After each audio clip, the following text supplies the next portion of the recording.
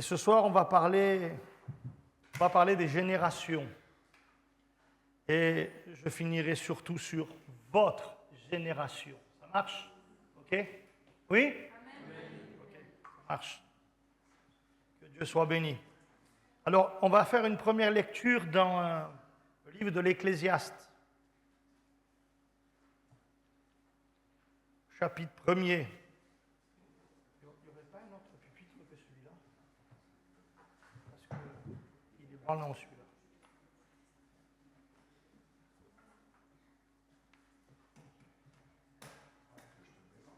Ah, je prends. Excusez-moi.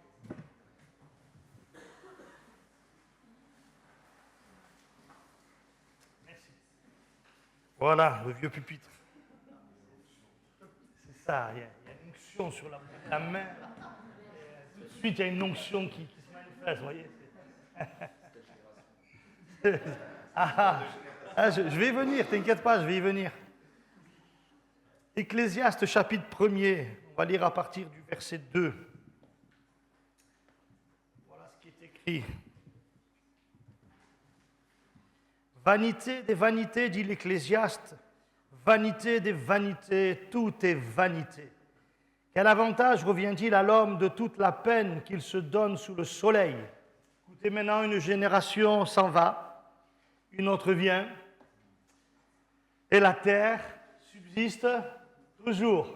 Amen. Une génération s'en va, une autre vient, et la terre subsiste toujours. Si je devais faire un parallèle avec la réunion de ce soir, je dirais que je suis de ceux dont la génération part. Il y a de fortes chances que je parte avant vous, n'est-ce pas? Et j'ai le sentiment d'être la génération qui est en train de passer, mais il y a une génération qui vient derrière. C'est vrai depuis toujours, depuis que l'homme est homme, depuis que l'homme est ici-bas sur cette terre. Une génération est là, elle passe, et une autre génération arrive derrière. Et le plus grand souci de mon cœur, c'est que la génération, je parle d'un point de vue spirituel, la génération que nous sommes puisse transmettre à la génération que vous êtes les choses que Dieu a déposées dans nos vies. Et j'espère que par la grâce de Dieu, nous y arriverons, que par la grâce de Dieu, nous parviendrons à vous donner quelque chose, à vous communiquer quelque chose. Et cette chose avec laquelle je le souhaite de tout mon cœur, vous pourrez aller beaucoup plus loin que notre génération. Ne méprisez pas l'ancienne génération.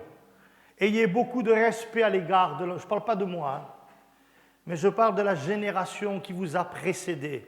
Ayez beaucoup de respect à l'égard de cette génération et priez pour elle.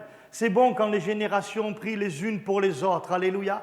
Quand elles sont d'accord d'être ensemble, quand elles sont d'accord, d'orienter leur regard vers le Seigneur. Gloire à Dieu.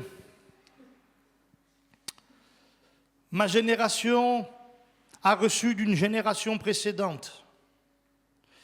Celle qui m'a précédé a vécu des choses avec Dieu.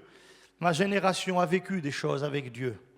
Et le plus grand désir et la prière que j'adresse au Seigneur, c'est que votre génération vive des choses encore plus profondes et plus grandes avec Dieu. Amen. Dans l'Écriture, il est question de génération. Et j'aimerais qu'on s'y arrête pendant quelques instants. On va d'abord parler de la génération que vous ne devez pas être. Parce que l'Écriture met en lumière cela. Elle nous parle de générations qui doivent nous servir d'exemple. Et de ces exemples que nous devons bien sûr ne pas suivre. La lettre aux Hébreux, me semble-t-il, nous dit que, il y a la génération, par exemple, celle de Moïse, là, elle a agi d'une certaine manière. Je vais m'y arrêter dans quelques instants. Et elle dit, tout cela, ça doit nous servir d'exemple, afin qu'on ne commette pas les mêmes erreurs que cette génération-là. Dans le livre du Deutéronome, au chapitre 1er, au verset 19, nous pouvons lire ceci.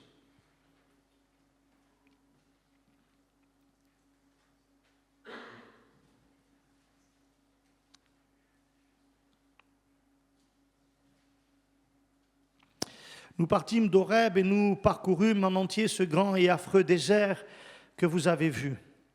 Nous prîmes le chemin de la montagne des Amoréens comme l'Éternel, notre Dieu, nous l'avait ordonné et nous arrivâmes à Kadès-Barnéa.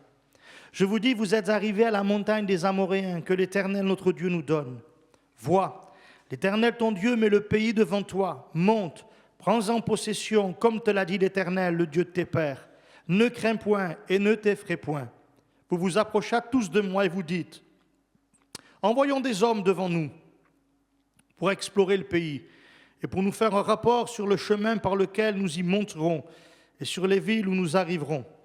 Cet avis me parut bon, et je pris 12 hommes parmi vous, un homme par tribu. Ils partirent, traversèrent la montagne et arrivèrent jusqu'à la vallée d'Eshcol qu'ils explorèrent. Ils prirent dans leurs mains des fruits du pays, ils nous les présentèrent, et ils nous firent un rapport et dirent, c'est un bon pays que l'Éternel, notre Dieu, nous donne. Mais vous ne voulûtes point y monter, et vous fûtes rebelles à l'ordre de l'Éternel, votre Dieu. On va sauter quelques versets, verset 34. L'Éternel entendit le bruit de vos paroles. Il s'irrita et jura en disant, aucun des hommes de cette génération méchante ne verra le bon pays que j'ai juré de donner à vos pères. Excepté Caleb, fils de Jéphuné, il le verra, lui, et je donnerai à lui et à ses enfants le pays sur lequel il a marché, parce qu'il a pleinement suivi la voie de l'Éternel. Amen. Il est question après de Josué, où bien Dieu va dire, lui aussi va y entrer. Hein. Alléluia. Voilà une génération un peu particulière. C'est une génération qui est sortie avec Moïse du pays d'Égypte.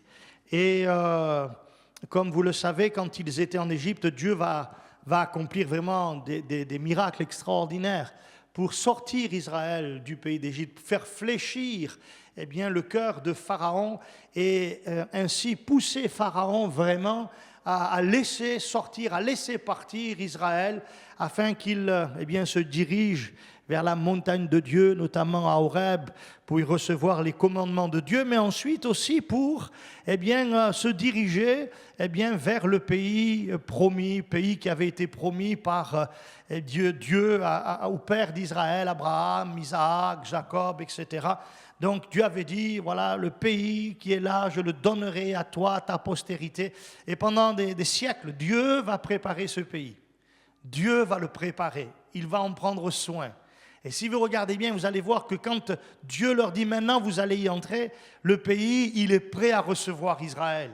Les fruits sont abondants, il y a du lait, du miel, il y a des fruits.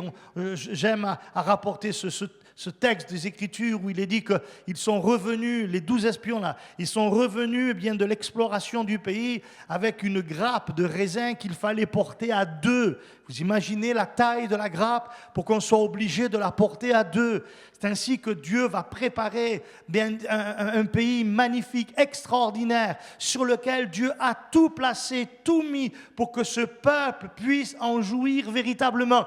Et lorsqu'il est question d'entrer dans ce pays, lorsqu'il va être question enfin de prendre possession de ce pays, quelque chose va se passer.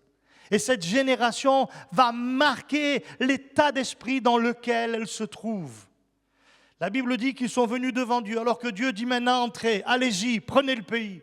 Ils viennent vers Dieu et disent, ce serait bien qu'on explore quand même avant, qu'on aille voir un petit peu ce qu'il en est, par quel chemin il faut qu'on monte, et qu'on regarde un petit peu les villes, etc. Et Dieu, va laisser faire. Et ils vont, partir et ils vont explorer. Ils vont tous découvrir la même chose. Les 12 espions vont découvrir la même chose. Le pays, il est extraordinaire. Le pays, c'est un bon pays. Ils le disent tous. Le pays, c'est un pays extraordinaire. Et parmi les 12, il y en a 10 qui vont manifester un état d'esprit très particulier. C'est un état d'esprit défaitiste, c'est un état d'esprit incrédule. Ils disent alors, c'est vrai que le pays est bon, que c'est formidable, extraordinaire, mais dans ce pays-là, il y a des forteresses imprenables, il y a des guerriers, des gens aguerris, des gens qui savent faire la guerre, des gens qui sont habitués à cela, ils sont armés jusqu'aux dents. On n'a aucune chance de prendre possession du pays, on n'a aucune chance d'aller dans ce territoire, dans ce pays et de renverser toutes ces ces nations qui sont établies dans ce pays. Et ils vont décourager le peuple. Et le peuple va se laisser aller au défaitisme, à l'incrédulité. Et ils vont commencer à pleurer, ils vont commencer à se plaindre, ils vont commencer à en vouloir à Dieu, à Moïse, et bien sûr à Caleb, Josué. Ils sont même prêts à les faire mourir. Vous imaginez un peu? Et Dieu va arrêter la contestation. Il va dire, ok. Et la Bible, regardez bien, l'Éternel a entendu le bruit de vos paroles. Leurs paroles étaient devenues un bruit de contestation, un bruit de révolte, un bruit, c'est la faute de Dieu, c'est à cause de Dieu. C'est Dieu qui nous a amenés là, sachant qu'on ne pourrait jamais entrer dans ce pays. Et Dieu va s'irriter et il va jurer en disant, aucun des hommes de cette génération n'entrera et ne verra le bon pays que j'ai juré de donner à vos pères, excepté Caleb et Josué. Parce qu'ils ont pleinement suivi ma voie. C'est-à-dire ils ont eu pleinement confiance dans le Seigneur. Alléluia. La génération que vous êtes ne doit pas être une génération défaitiste et une génération incrédule. Il faut que la génération que vous êtes soit une génération pleine de foi. Il faut que ce soit une génération qui comprend et qui affirme et qui croit de tout son cœur que même si les choses sont difficiles, et laissez-moi vous dire, elles vont certainement être difficiles, même si c'est difficile, même si c'est compliqué, même si peut-être on aura l'impression que devant nous, il y a des forteresses, devant nous, il y a des villes imprenables, devant nous, il y a des géants, devant nous, il y a des montagnes qui se dressent, cette génération, elle va croire que Dieu est avec elle et que c'est Dieu qui va leur donner la victoire. Qu'elle n'a pas à s'inquiéter, elle n'a pas à faire monter le bruit de leurs paroles en disant à Dieu, mais alors pourquoi tu as fait ceci, pourquoi tu nous as sauvés? Est-ce que c'est juste pour qu'on soit là ensuite et qu'on subisse des épreuves, des problèmes, des difficultés? Ou est-ce que tu as quelque chose de grand et de glorieux pour nous, Seigneur? Moi, je crois que Dieu a quelque chose de bon pour chacune de vos vies, pour cette génération que vous êtes. Mais il ne faut pas que vous soyez incrédules, il ne faut pas que vous soyez défaitistes. Il faut que vous regardiez au Seigneur, parce que c'est ce que Josué et Caleb ont fait. Si vous les écoutez, alors que tous les autres disent, il y a les villes, il y a les forteresses, il y a les géants, il y a ceci, il y a cela, Josué et Caleb se dressent et il dit, c'est vrai, il y a tout ça, vous avez raison, mais au-dessus de tout ça, il y a notre Dieu et c'est lui qui nous dit d'y aller, c'est lui qui va faire en sorte qu'on prenne possession du pays qu'il avait promis. Alléluia. Ne soyez pas cette génération-là. Amen. Elle va périr dans le désert sans jamais entrer dans le pays promis. Je prie Dieu pour que cette génération rentre pleinement dans les plans que Dieu a prévus pour elle. Amen. On va dans Juge chapitre 2.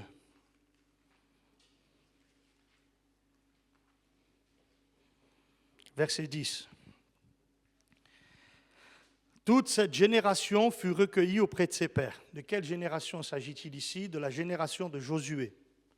Josué, c'est celui qui a pris la suite de Moïse et qui, après que toute la génération de Moïse a péri dans le désert, parce qu'elle a été incrédule, désobéissante, voilà que sous la conduite de Josué, la génération de Josué entre dans le pays promis et Dieu fait des choses extraordinaires pour qu'ils prennent possession du pays. Et voilà que cette génération-là a passé. Une génération passe, une génération s'en va. Et une autre arrive.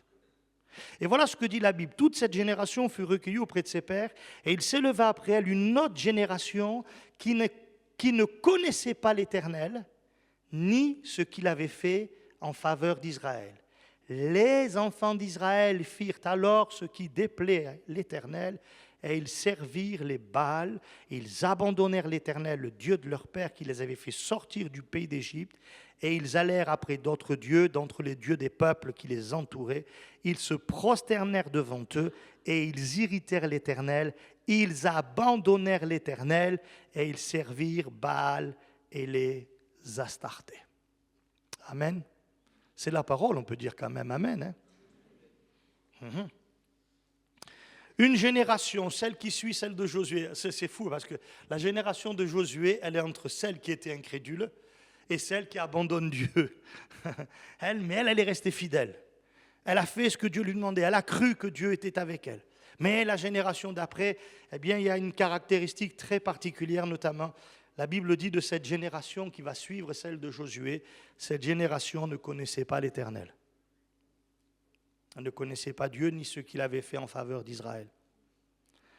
Connaître, c'est savoir, c'est aussi reconnaître. Dans ce mot, il y a la notion de percevoir, de trouver, de discerner.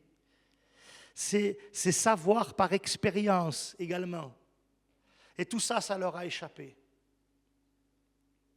On pourrait dire presque qu'ils ont entendu parler de Dieu,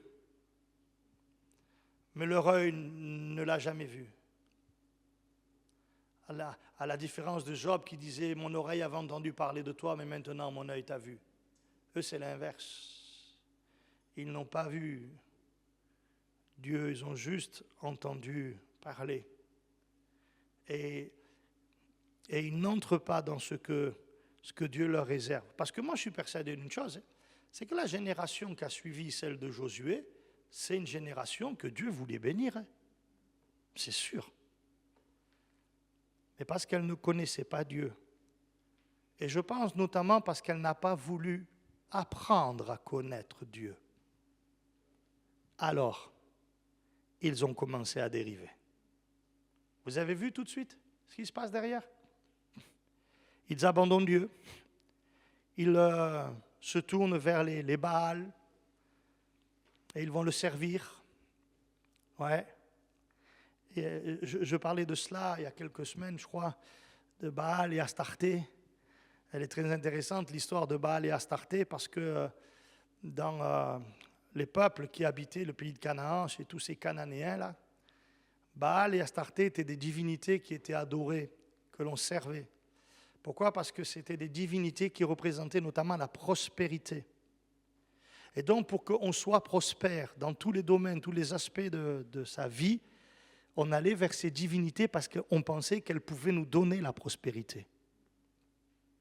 Mais je ne vous dis pas tout ce qui se passait dans les cultes, eh bien, que l'on adressait à ces divinités. C'est allé jusqu'à ce que la Bible appelle des maisons de prostitution, c'est-à-dire des jeunes femmes, des jeunes garçons qui étaient voués à la prostitution dans ces temples, dans ces lieux où l'on servait les Baals, les Astartés. Pour vous donner un ordre d'idée, eh bien, on demandait à ces gens-là qui servaient ainsi Baal et Astarté, on leur demandait d'avoir des relations sexuelles pour représenter la relation sexuelle qu'il pouvait y avoir entre Baal, qui était l'homme, et Astarté, qui était la femme.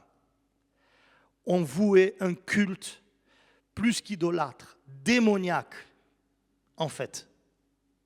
Et vous comprenez pourquoi Dieu va dire, même à Israël, quand ils doivent rentrer dans le pays de la promesse, toutes ces divinités, tu les balayes. Toutes ces divinités, tu les détruis, tu les fais disparaître. Et tu ne te prosterneras point devant elles, etc. Mais là, parce qu'on ne connaît pas Dieu, alors on ne sait pas ce que Dieu peut faire.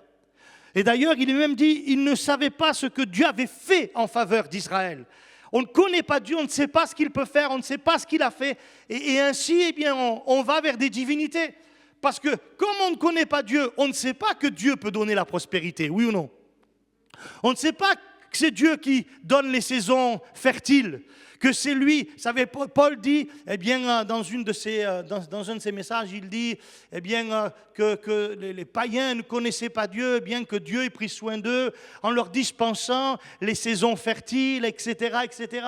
Les païens ne savaient pas ça, ils ne savaient même pas que c'était Dieu qui faisait cela. Alors ils avaient des récoltes, les païens, les non-juifs, ils avaient des récoltes abondantes eux-mêmes. Avant qu'Israël rentre dans le pays de la promesse, ces gens-là, ils avaient des récoltes abondantes. Pourquoi ils ont ramené une grappe de raisin aussi grande? Parce que Dieu leur a donné une récolte abondante. C'est Dieu qui leur a donné cette prospérité. Mais eux, au lieu d'adorer le Dieu qui leur donnait ces choses, ils adoraient des divinités dans lesquelles ils pensaient, eh bien c'est elles, c'est les divinités qui leur donnaient. Eh bien les Juifs, quand ils sont rentrés, le peuple d'Israël, quand il est rentré dans le pays de la promesse, quand il a oublié de connaître Dieu, quand il s'est détourné, qu'est-ce qu'il a fait? Il est allé vers les divinités comme les autres nations, en pensant, ben, c'est elles qui donnent la prospérité. Et c'est à partir de là que les moments difficiles vont commencer pour Israël. Jeunes amis, Jeune génération, que Dieu fasse que vous ne soyez pas une génération qui ne connaît pas l'Éternel. Et qui, à cause de ce qu'elle ne connaît pas l'Éternel, ni de ce qu'il a fait en faveur, eh bien, des uns et des autres, eh bien, se détournent alors du Dieu vivant et vrai. J'aimerais vous dire ce soir, attachez-vous fortement au Seigneur Jésus. Sachez ce qu'il a fait et découvrez ce qu'il va faire dans votre vie et aussi au travers de votre vie. Amen.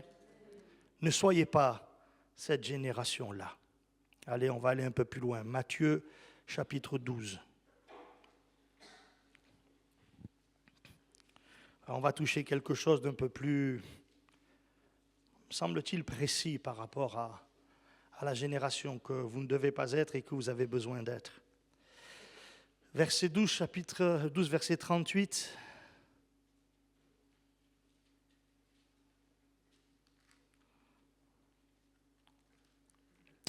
Alors, quelques-uns des scribes et des pharisiens prirent la parole et dirent, « Maître, nous voudrions te voir faire un miracle. »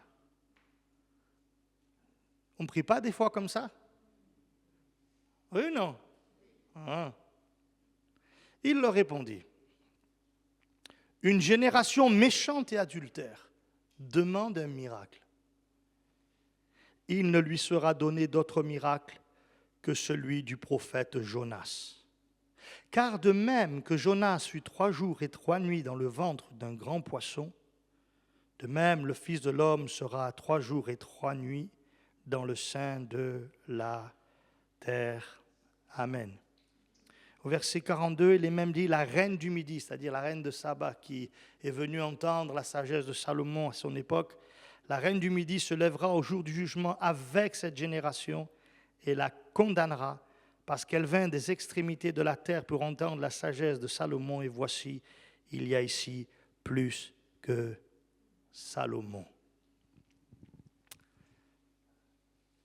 Jeune génération, notre responsabilité est beaucoup plus grande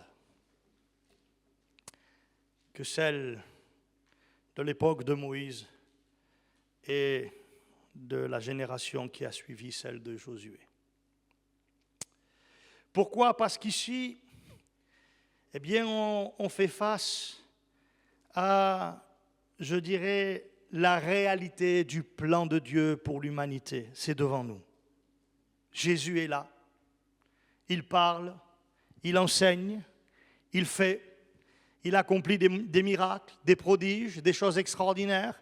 Il guérit les lépreux, il les purifie, il libère les démoniaques, il ressuscite même les morts, il nourrit une foule affamée en faisant un miracle extraordinaire, il calme les tempêtes. Vraiment, on voit des choses extraordinaires. On est témoin de choses tout à fait, je dirais, extraordinaires. Ça sort de l'ordinaire complètement. La Bible dit que, on disait de Jésus, il fait tout à merveille. Il fait tout à merveille. Et quelques-uns ont même dit, alors qu'ils venaient s'opposer à Jésus, jamais homme n'a parlé comme cet homme-là. Ils font face à une réalité. Maintenant, le Fils de Dieu est là. Maintenant, le Fils de Dieu a quitté le ciel de gloire. Il est descendu en prenant la forme d'un serviteur, d'un simple homme. Et maintenant, il marche là en Israël. Et partout où il va, il fait du bien, guérissant tous ceux qui sont sous l'empire du diable, parce que Dieu est avec lui. Il fait des miracles, des prodiges, des signes. Tout le monde est conscient, tout le monde réalise, tout le monde voit, tout le monde sait. Partout, on parle de lui. Et quand on vient et qu'on l'écoute, on est émerveillé, on est étonné, on est transporté, alléluia. Vraiment, le cœur est saisi, le cœur est transporté. Et voilà que cette génération vient devant Jésus. Et elle dit, allez, fais-nous voir un miracle. Comme s'il n'en avait pas eu assez. Comme s'il n'avait pas eu la preuve, les signes évidents de la réalité, de l'identité de Jésus. Fais-nous voir un miracle. Certains ont dit, fais-nous voir un miracle et nous croirons en toi. Et Jésus va les ramener à la réalité la plus extraordinaire de toute l'histoire de l'humanité. Et vous êtes, vous la génération là, au bénéfice de cette réalité. Cette génération méchante et adultère me demande un miracle. Notez les mots, méchante et adultère. Elle me demande un miracle. Il ne lui sera donné d'autre miracle que celui de Jonas. Car de même que Jonas fut 3 jours et 3 nuits dans le ventre d'un grand poisson, de même le Fils de l'homme sera 3 jours et 3 nuits dans le sein de la terre. De quoi parle-t-il? De sa mort et de sa résurrection. Voilà de quoi il parle. Jeune génération, de quoi avez-vous plus besoin que de bénéficier de la réalité de l'œuvre de Jésus à la croix et de sa résurrection? Vous n'avez pas besoin de plus. Maintenant, avec cette réalité, la Bible dit que Dieu encore, que Jésus encore, eh bien, fait des miracles, fait des guérisons, délivre ceux qui en ont besoin. Alléluia, il agit encore, il se manifeste encore. Et laissez-moi vous dire, même encore cette semaine, j'ai entendu des témoignages extraordinaires de ce que Jésus est capable de faire. Parce que Jésus est le même hier, aujourd'hui et éternellement. Mais le fait le plus important, la chose la plus importante, c'est ce qu'il a fait il y a 2000 ans. Il a donné sa vie sur une croix maudite, sur une croix rugueuse, dit un vieux chant. Il a livré sa vie, alléluia. Il a versé son sang par amour pour nous tous, que son nom soit béni. Et c'est par ce sacrifice-là que mon âme a été sauvée, alléluia. C'est par lui et par lui seul que tes péchés sont pardonnés. Et si ce soir au milieu de nous, il y a un jeune dont les péchés ne sont pas encore pardonnés, nous prions pour que le Saint-Esprit vienne te convaincre, qu'il vienne te convaincre de péché, de justice, de jugement, et qu'ensuite il te révèle quoi? Jésus donnant sa vie sur la croix pour toi, alléluia, et qu'ensuite il te montre cette réalité. Le 3e matin, on est allé au tombeau. Les premières, ce sont les femmes. Elles ont dit, on va aller embaumer le corps de Jésus. Quand elles sont arrivées, la pierre était roulée. Elles se disent, qui va rouler la pierre? Mais la pierre était roulée. Et elles ont vu que là, Jésus n'y est plus, alléluia. Et l'ange va leur dire même, mais qui cherchez-vous? Jésus de Nazareth? Mais il n'est plus là, il n'est plus dans la mort. Allez dire à ses frères, allez dire aux apôtres, allez dire à ses disciples qu'il est ressuscité et qu'il vous précède en Galilée, alléluia. Ils ont vu le tombeau vide. Si vous allez à Jérusalem, on pense que le tombeau est à tel endroit. Mais laissez-moi vous dire, quand vous serez devant ce tombeau, vous allez trouver un tombeau vide, alléluia. Jésus n'est plus là, il est ressuscité d'entre les morts et il est vivant au siècle des siècles. Voilà le plus grand miracle, alléluia. Voilà la chose la plus importante. Et cette génération que vous êtes est au bénéfice de l'œuvre de Jésus, en fait. Amen. Ne soyez pas une génération méchante, adultère, qui provoque.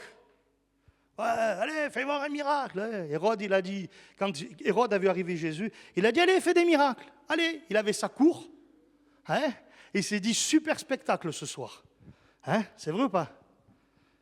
Excusez-moi de vous dire, hein, à l'heure actuelle, il y a un évangile spectacle. Et il ne correspond pas au véritable évangile. L'évangile n'est pas un spectacle. L'évangile, c'est la manifestation de l'amour de Dieu à l'égard des pécheurs qui avaient besoin d'être sauvés. Et c'est la chose la plus sérieuse qui existe dans l'histoire des hommes. Je ne joue pas avec ça. Et tu ne peux pas jouer avec ça. Tu ne peux pas en faire un spectacle. Tu t'agenouilles, tu demandes pardon au Seigneur et tu découvres qu'il t'a aimé. Et alors il te sauve et il transforme ta vie et tu commences à le servir. Alléluia. C'est sérieux ça. C'est sérieux. Ne sois pas cette génération méchante et adultère. Je vais terminer. Juste, vous allez voir si vous allez toujours dans le même chapitre, hein, au verset 41. Bien, je l'ai lu. Non, je ne l'ai pas lu. Il est dit, les hommes de Ninive se lèveront au jour du jugement avec cette génération et la condamneront parce qu'ils se repentirent à la prédication de Jonas. Et voici, il y a ici plus que Jonas. Qu'est-ce que Jésus reproche à cette génération? C'est qu'elle ne s'est pas repentie. Aujourd'hui, on nous prône un évangile sans repentance. On dit, moi, je me rappelle parce que ça m'est arrivé, j'étais chez un pasteur et, dans une église, et vraiment un homme de Dieu, et il me fait faire une petite émission radio, là, parce qu'ils avaient une radio dans l'église, Et il me pose des questions, et l'une d'entre elles est un peu étrange, me semble-t-il, mais qu'est-ce que tu penses du péché? Est-ce que tu prêches le péché, la repentance? Je dis, oui, ça me paraissait tellement évident. En aparté, après, il m'a dit, je t'ai posé cette question pour que les gens entendent. Il dit, parce que je connais des serviteurs de Dieu qui disent, il ne faut surtout pas parler du péché, ça va choquer les gens. Alors laissez-moi vous dire quelque chose. Je vais vous en parler encore plus pour que vous soyez encore plus choqués. Parce qu'il faut que vous soyez choqués. Jusqu'à ce que vous pliez les genoux devant le Seigneur et que vous lui demandiez pardon pour vos péchés. Alléluia. La repentance est une nécessité. Jésus dit, si vous ne vous repentez pas, vous périrez également. Donc on a besoin de repentance. Et ce que Jésus reproche à cette génération, c'est qu'elle ne s'est pas repentie. J'espère que vous êtes la génération qui s'est repentie, qui se repent devant le Seigneur. Alléluia. Amen. Ouais. Dernier point, on va dire négatif. Après, je vais passer à quelques points positifs rapidement. Luc chapitre 7.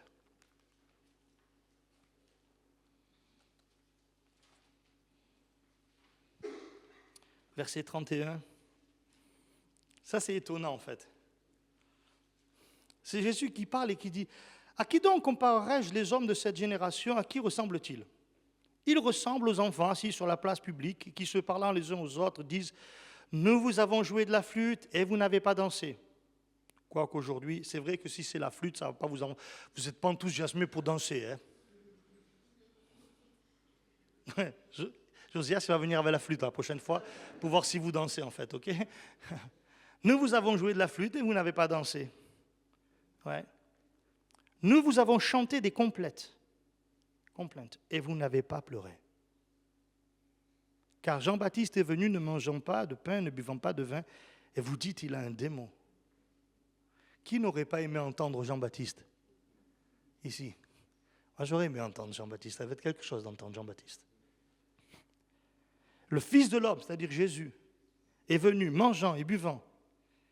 Et vous dites, c'est un mangeur et un buveur, un ami des publicains, des gens de mauvaise vie.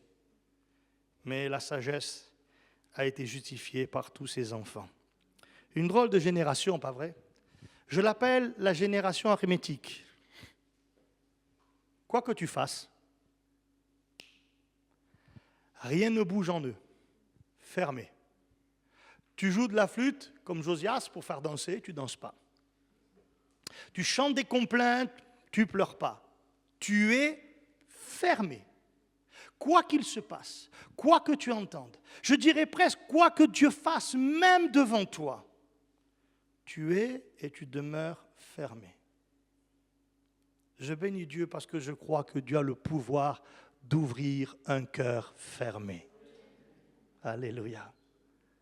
Et si je parle comme cela ce soir, ce n'est pas en jugeant celui qui pourrait avoir un cœur fermé, celle qui pourrait avoir un cœur fermé. Je parle de cela parce que je crois que Dieu est plein d'amour, même pour ceux dont le cœur est fermé. Parce que j'ai tellement entendu de témoignages de gens qui pouvaient dire « mon cœur était fermé, complètement fermé, je ne voulais rien entendre, rien savoir. Quoi qu'il se passe, ça ne m'intéressait pas, je ne voulais pas. » Et puis un jour, Dieu a fait en sorte que je puisse ouvrir mon cœur. Et ce jour-là, j'ai découvert que Dieu m'aimait et qu'il voulait agir en moi. Je me rappelle je vais aller rapidement de ce couple-là. Ce monsieur, il s'est baptisé le même jour que moi. Donc, en fait, ce monsieur, il a rendu témoignage juste avant moi. On était une vingtaine ce jour-là à prendre le baptême. J'étais le dernier. Et lui, il passe juste avant moi. Moi, je tremblais déjà parce que je me disais, voilà, c'est dur de parler. Il y avait beaucoup de monde dans la salle. Oh Seigneur, aide-moi. Je priais derrière pendant que l'autre, il commençait à rendre témoignage. Et pendant qu'il rendait témoignage, tout le monde pleurait dans la salle. Il y avait une émotion particulière. Et moi, je disais, oh purée, comment je fais derrière lui? Ça va être pénible, ça. Alors, ça a été pas trop mal parce que je suis arrivé derrière, tout le monde a rigolé. Donc, ça a fait un petit peu la balance, vous voyez. Mais lui, il racontait que sa femme est venue, elle était malade. Dépression terrible. Et puis elle vient à la réunion, elle rentre chez elle, elle est guérie. Et il le voit. Mais il n'y a rien à faire, il ne veut pas du tout de cet évangile. Il s'y oppose, il s'oppose à sa femme. Il y a des moments de dispute, tout ce que vous voulez. Il ne veut pas de l'évangile. Il est fermé. Et quoi qu'on lui dise, quoi que sa femme essaie de faire, il est fermé. Mais le Seigneur a le pouvoir d'ouvrir les cœurs fermés. Un jour, il a dit à sa femme, bon écoute, je te vois partir là le dimanche en bus, tout ça, je vais t'amener. Je vais t'amener jusqu'à l'église, puis après, je vais faire ce que j'ai à faire et je reviendrai te chercher. Donc il l'a amené, voyez, il l'a laissé, il est parti, il est revenu. Un jour, il s'est dit, bon, je vais l'amener, mais plutôt que de partir et faire un tour et tout ça, je vais attendre dans la voiture qu'elle finisse. Puis un jour, il s'est dit, bon, pourquoi je n'essaierai pas de rentrer? Alors ce jour-là, il est rentré dans l'église. Il n'en est plus jamais ressorti.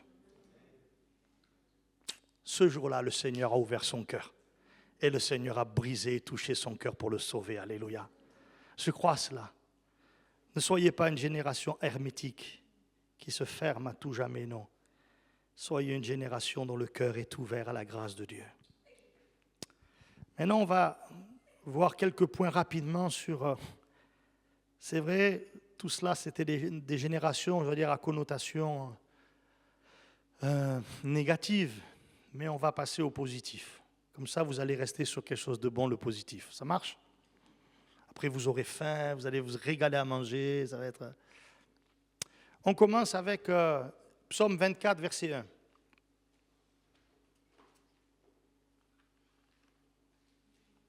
C'est un psaume de David. À l'Éternel, la terre et ce qu'elle renferme, le monde et ceux qui l'habitent, car il l'a fondé sur les mers et a fermi sur les fleuves. Qui pourra monter à la montagne de l'Éternel? Qui s'élèvera jusqu'à son lieu saint? Celui qui a les mains innocentes et le cœur pur, celui qui ne livre pas son âme au mensonge et qui ne jure pas pour tromper. Il obtiendra la bénédiction de l'Éternel, la miséricorde du Dieu de son salut. Voilà le partage de la génération qui l'invoque, de ceux qui cherchent ta face, de Jacob. Alléluia. Et derrière ce porte, élevez-vous linteaux, levez-vous porte d'éternel, que le roi de gloire fasse son entrée. Alléluia.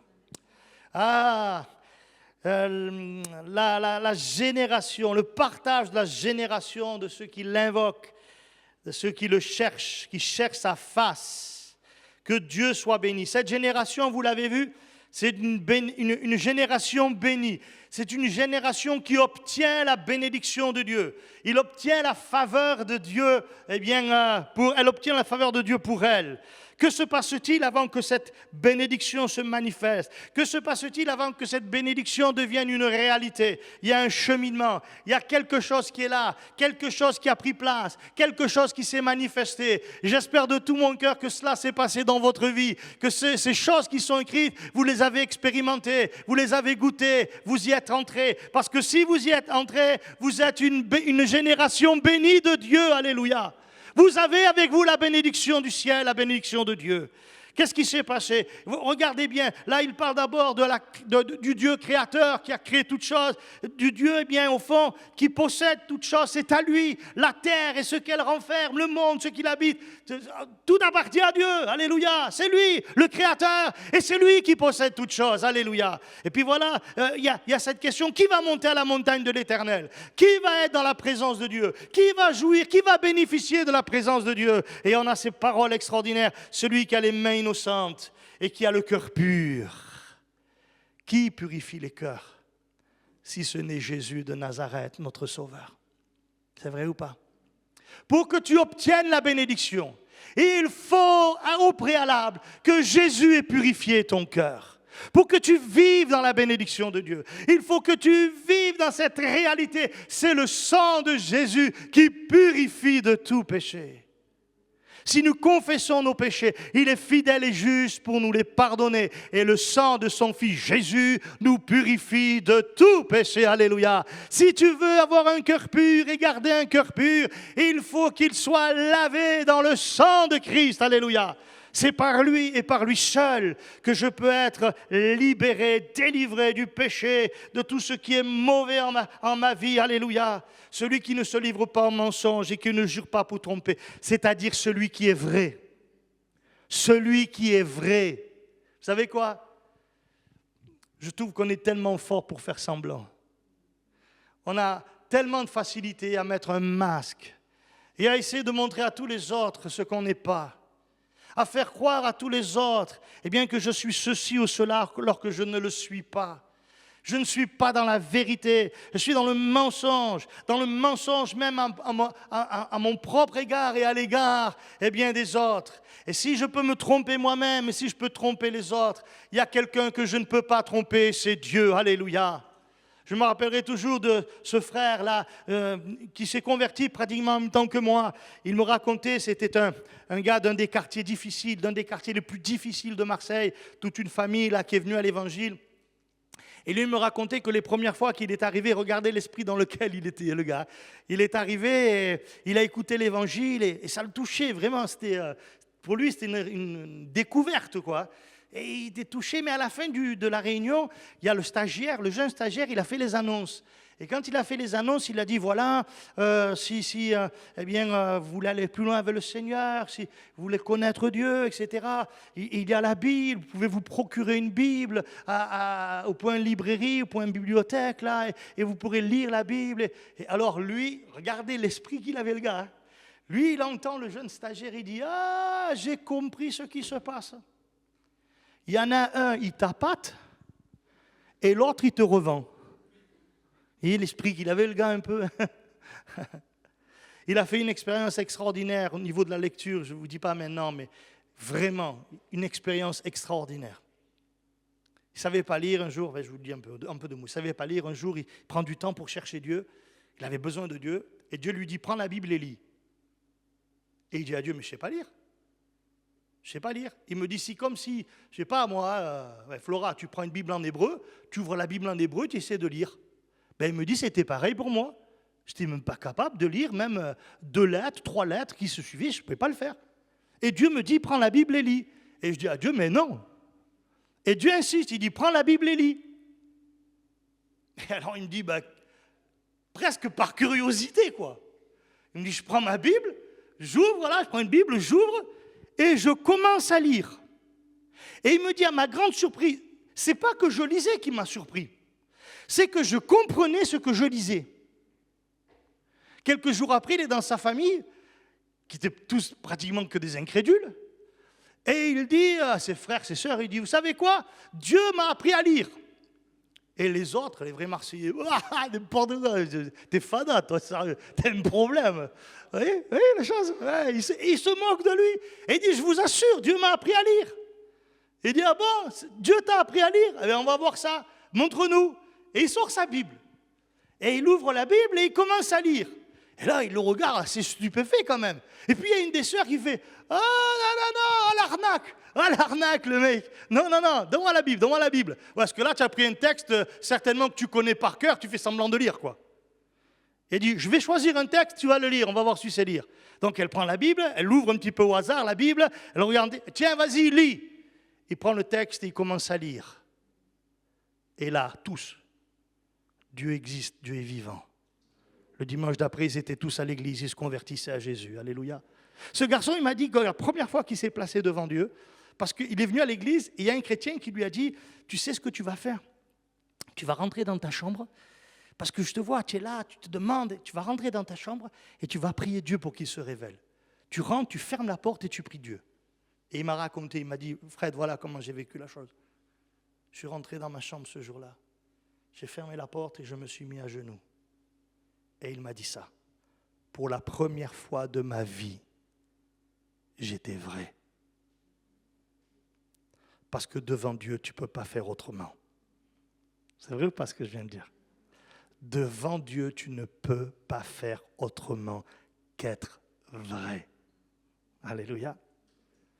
C'est ce que la Bible dit ici. David dit, tu veux que la vérité soit au fond de mon cœur. Être purifié, être vrai, et alors on obtient la bénédiction, la miséricorde du Dieu de son salut. Je souhaite que vous soyez la génération bénie par le Seigneur. Amen. Mais pour cela, il faut un cœur pur et un cœur vrai. On va aller un petit peu plus loin. Ah là, c'est un petit peu particulier, mais quand même. Psaume 102, verset 19.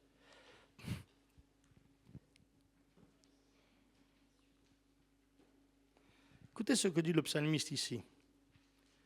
Moi, c'est Dieu qui parle par le psalmiste. Que cela soit écrit pour la génération future et que le peuple qui sera créé célèbre l'Éternel.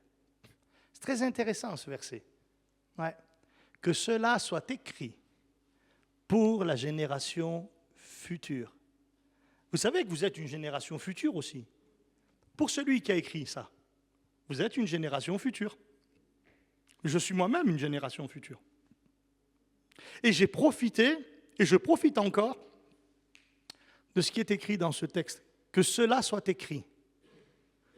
Béni soit Dieu. 66 livres. 39 dans l'Ancien, 27 dans le Nouveau. Tous écrits, bien sûr, par des hommes, dont la Bible dit que c'est, soufflé par l'Esprit. Littéralement, c'est ce mot, soufflé par l'Esprit, que ces hommes vont écrire de la part de Dieu. Ce livre-là est le livre de Dieu. C'est Dieu qui parle. Ce sont les écrits de Dieu. C'est Dieu qui, par le biais de ces hommes, a écrit à la génération future. Et c'est pourquoi il faut que votre génération soit une génération du livre, une génération des Écritures. Il faut que votre génération connaisse les Écritures. Il faut que votre génération approfondisse les Écritures. Vous devez apprendre les Écritures. Vous devez méditer les Écritures. Vous devez en découvrir le sens le plus profond. Sachez que le Saint-Esprit va vous aider à découvrir le sens profond des Écritures. Alléluia. Mais pour cela, il faut que vous ayez une faim. Il faut que vous ayez une soif. Il faut que vous ayez un désir. Ne soyez pas comme une génération qui peut-être, elle, se contente de lire la Bible le dimanche matin quand le pasteur dit « on va ouvrir notre Bible à tel endroit ». C'est le moment pour eux, ils ouvrent leur Bible parce qu'en dehors de cela, ils ne l'ouvrent pas la Bible. Non, soyez de ceux qui ouvrent la Bible chaque jour, de ceux qui méditent les Écritures chaque jour. Plongez vos regards dans la parole de Dieu, approfondissez votre connaissance et découvrez par elle Dieu, découvrez par elle Jésus, découvrez par elle le Saint-Esprit, alléluia. Découvrez par elle ce que vous êtes et ce que Dieu veut faire de vous, alléluia. Découvrez par elle la volonté de Dieu pour que vous obéissiez à la volonté de Dieu,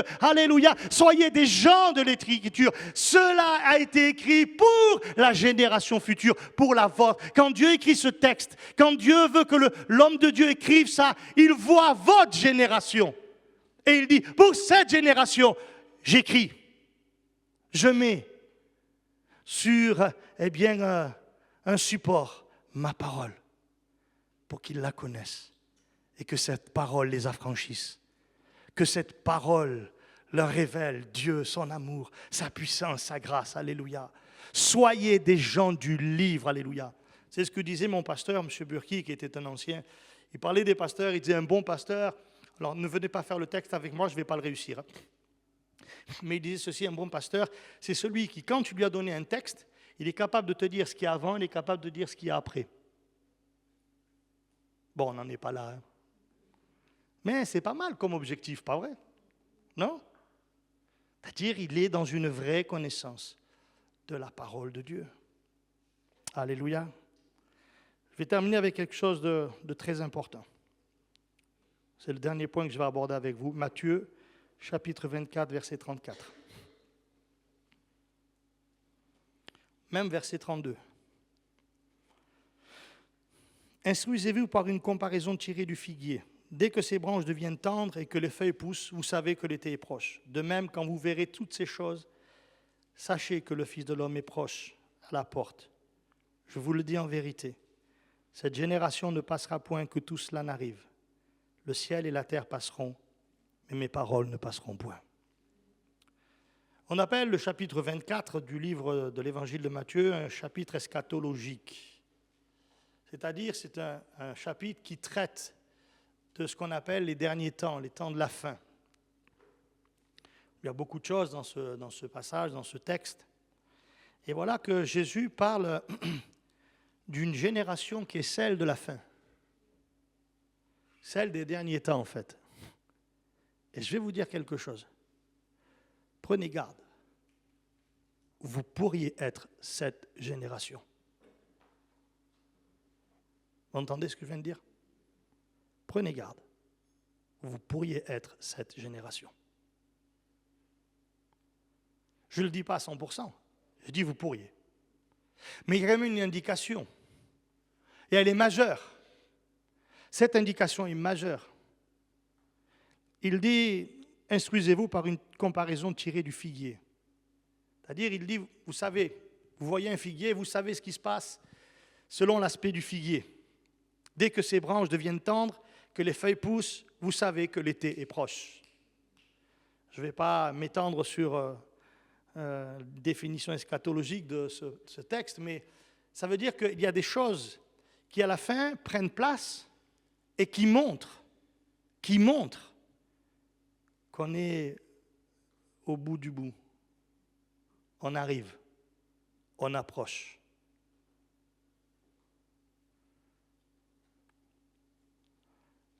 Jésus va même dire, quand vous verrez ces choses, levez vos têtes, parce que votre délivrance approche.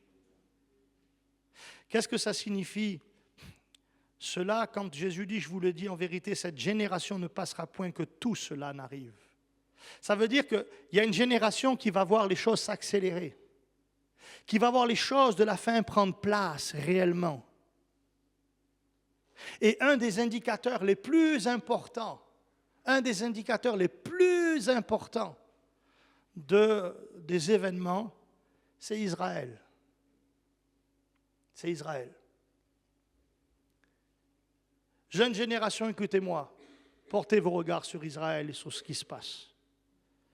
Parce que ça va vous indiquer que vous êtes peut-être la génération qui va expérimenter avant que tout cela n'arrive.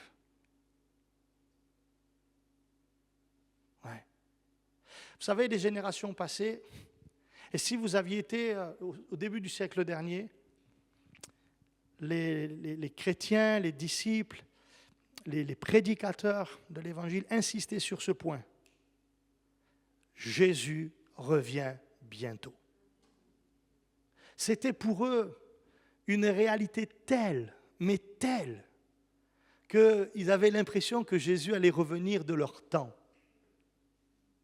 J'imagine ces hommes-là qui auraient pu faire un bond en avant d'un siècle, allez, seraient arrivés là, à notre époque maintenant, ils regardent les événements, voient tout ce qui se passe, je suis sûr qu'ils vous auraient dit, hey, il arrive demain, hein? Il arrive dans 5 minutes peut-être, hein? Je suis sûr qu'ils nous auraient dit ça. Parce que tous les événements qui sont en train de se produire à l'heure actuelle, tout ce qui se passe, notamment avec Israël, à l'heure actuelle, est en train de démontrer que nous sommes arrivés au bout du bout, que quelque chose va se passer. Et vous êtes peut-être la génération qui va le voir. Ça veut dire quoi? Ça veut dire, prépare-toi. Prépare-toi. Le roi revient. Et tu dois aller à sa rencontre. Prépare-toi, c'est urgent. Fais-le, ne reste pas loin de cette réalité en disant non, c'est bon, depuis qu'on nous le dit. C'est ce que les impies disaient. La parole de Dieu parle de ces impies-là qui disent oui, mais depuis qu'on nous dit que Jésus va revenir, mais depuis il n'est pas revenu, etc. Ils ignorent qu'il y a eu des temps où Dieu a dit c'est imminent, c'est maintenant, et on n'a pas écouté, et tout d'un coup c'est arrivé. Eh bien mes amis, laissez-moi vous dire, c'est imminent, ça peut être tout d'un coup, alléluia. Vous êtes cette génération-là, peut-être. Alors vous devez être très sérieux avec ça. J'ai beaucoup aimé notamment les paroles de Déborah tout à l'heure et le don spirituel qui a suivi là. Parce que je ne sais pas si vous avez remarqué quelque chose. De quoi elle a parlé? Elle a parlé de la souffrance. C'est vrai ou pas? De la souffrance. Et une des réalités, je suis désolé de vous le dire, je voudrais ne pas vous le dire, mais quand même, une des réalités des temps qui précéderont le retour de Jésus, c'est la souffrance. Israël va souffrir. l'Église va souffrir avec. Je parle de la véritable Église. Le diable va se déchaîner. Mais au milieu de ce déchaînement du diable, quelque chose va prendre place de plus glorieux, de plus extraordinaire. C'est que Dieu va être avec Israël et il va être avec l'Église. Et c'est lui qui va s'interposer. Vous entendez bien? C'est lui qui va se lever et prendre position pour Israël et pour vous. Vous êtes comme la prunelle de ses yeux. Israël de même. C'est la vérité, c'est la réalité. Toute l'Écriture parle de cela. Ouais. Et même si c'est difficile, laissez-moi vous dire qu'avec la difficulté, Dieu agira, Dieu se manifestera et il nous gardera. Écoutez ce qu'il dit à l'église de Philadelphie. C'est le dernier verset que je vais vous lire pour vous laisser sur cette chose très positive. Apocalypse chapitre 3.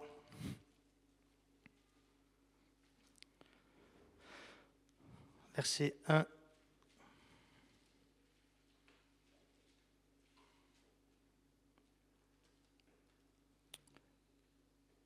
Verset 7, pardon. Écrit à l'église de l'ange de Philadelphie, voici ce que dit le Saint, le véritable, celui qui a la clé de David, celui qui ouvre et personne ne ferme, celui qui ferme, personne n'ouvrira. Je connais tes œuvres.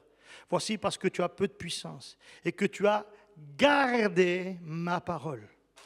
Parce que tu as peu de puissance et que tu as gardé ma parole et que tu n'as pas renié mon nom, j'ai mis devant toi une porte ouverte que personne ne peut fermer. Il est en train de dire, je vais agir en ta faveur. Et personne, voyez à ce mot-là, personne ne pourra rien contre ça. Personne. Voici, je te donne quelques-uns de la synagogue, de ceux de la synagogue de Satan qui se disent juifs et ne le sont pas, mais qui mentent.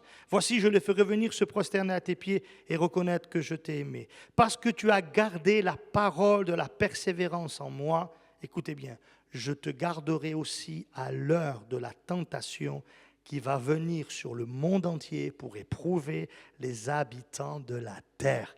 Je viens bientôt. Retiens ce que tu as afin que personne ne prenne ta couronne. Amen. Ça va aller avec le retour de Jésus, ça. Mais béni soit le Seigneur. Il a dit, je vais te garder. Je serai avec toi. Personne ne pourra mettre la main sur toi. Personne ne pourra faire quoi que ce soit si ce n'est que Dieu le permette. Non, personne. Et moi, je bénis le Seigneur. Parce qu'en fait, c'est glorieux ce qui m'attend. Et c'est glorieux ce qui vous attend aussi. Si Jésus revient, c'est pour vous. Vous êtes peut-être cette génération eschatologique. Amen. On peut prier.